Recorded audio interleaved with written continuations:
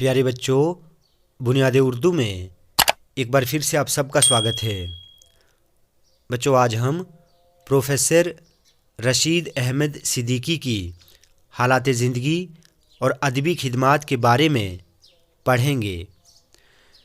रशीद अहमद सिद्दीकी 1896 ईस्वी में जौनपुर में पैदा हुए। आम रिवाज के मुताबिक अरबी और फ़ारसी की तालीम हासिल की। मैट्रिक तक जौनपुर में ही रहे।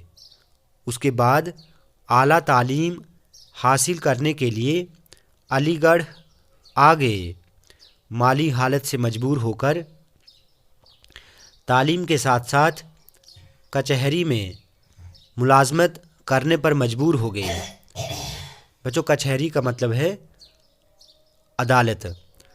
मुलाजमत के साथ साथ तालीम भी जारी रखी और फ़ारसी में एमए किया।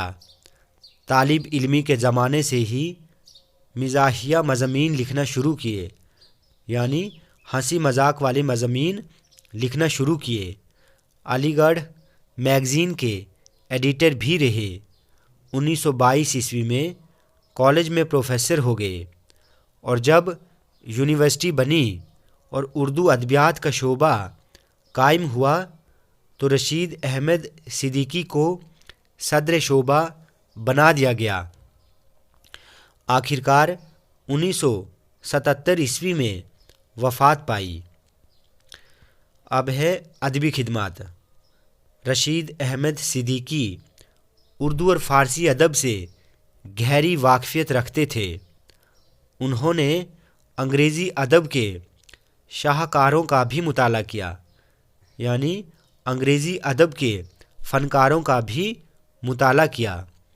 रशीद अहमद सिद्दीकी की गिनती उर्दू के बेहतरीन इंशा पर्दाज़ों में होती है, यानी बेहतरीन मज़मून निगारों में होती है। तंज़ व मज़ाह के मैदान में भी उनकी हैसियत मुनफरिद है। मुनफरिद का मतलब है अलग। वो ज़िंदगी के आम वाक़यात को एक ख़ास अदबी रंग में बयान करते हैं।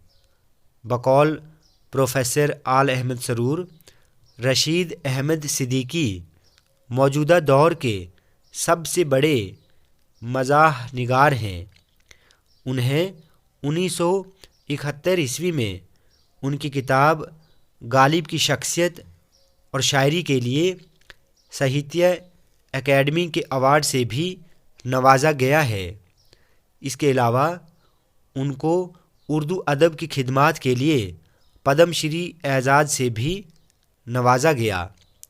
रशीद साहब की तसानीफ़ में खंदा, मज़ामीन रशीद, गंज हाय गरां माया, ज़ाकिर साहब, हम नफसान रफ्ता काबिल ज़िक्र हैं।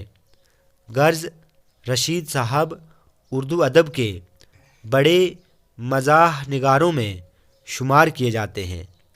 तो बच्चों, आज हमने रशीद अहमद सिद्दीकी की हालात ज़िंदगी और अदबी खिदमात के बारे में पढ़ा।